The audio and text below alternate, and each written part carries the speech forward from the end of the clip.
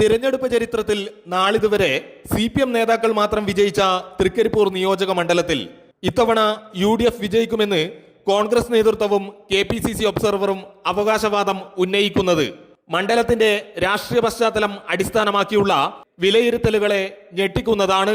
തെരഞ്ഞെടുപ്പ് ചരിത്രത്തിൽ ഇളകാത്ത ചെങ്കോട്ടയായി അറിയപ്പെടുന്ന തൃക്കരിപ്പൂർ നിയോജക മണ്ഡലത്തിൽ UDF സ്ഥാനാർത്ഥി സന്ദീപ് വാര്യർ 9,000 വോട്ടുകളുടെ ഭൂരിപക്ഷത്തിന് വിജയിക്കുമെന്ന് KPCC ഒബ്സർവർ രമേശൻ കരുവാച്ചേരി പറഞ്ഞു. തൃക്കരിപ്പൂർ നിയോജക മണ്ഡലത്തിൽ ശക്തമായ ഭരണവിരുദ്ധ തരംഗമുണ്ട് എന്ന് മാത്രമല്ല, ജനങ്ങൾ ഈ ഗവൺമെന്റിനെ പുറത്താക്കാൻ എല്ലാവരും തൃക്കരിപ്പൂരിൽ ഒറ്റക്കെട്ടായി വോട്ട് ചെയ്ത് ഈ മിനിഞ്ഞാന്ന് നടന്ന തെരഞ്ഞെടുപ്പിൽ വളരെ ശക്തമായി UDFന് അനുകൂലമായി മാറുകയാണ്.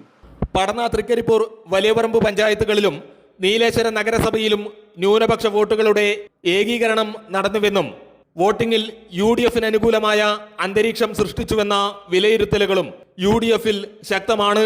അതേസമയം മണ്ഡലത്തിൽ മറ്റൊന്നും സംഭവിക്കാനില്ലെന്നും 10,000-ന് മുകളിൽ ഭൂരിപക്ഷം നേടി LDF സ്ഥാനാർത്ഥി VPP മുസ്തഫ വിജയിക്കുമെന്നും LDFന്റെ നിയോജക മണ്ഡലം കമ്മിറ്റി ചുമതല വഹിക്കുന്ന CPM നേതാവ് P ജനാർദ്ദനൻ പറഞ്ഞു. ഇപ്പോൾ പാർട്ടിയുടെ കണക്കോട്ടിൽ 10,000-ന് മുകളിൽ, അത് പിന്നീട് എത്രയും ഉയരാം, 10,000-ന് മുകളിൽ വിജയം എന്തായാലും ഉറപ്പായിട്ടുണ്ടാകും. പിന്നെ അത് 25,000 വരെ പോകാം എന്നതാണ് പൊതുവായിട്ടുള്ള കണക്ക്. 2021 തിരഞ്ഞെടുപ്പിൽ 26,000 വോട്ടിന്റെ ഭൂരിപക്ഷത്തിനായിരുന്നു തൃക്കരിപ്പൂരിൽ CPMന്റെ വിജയം.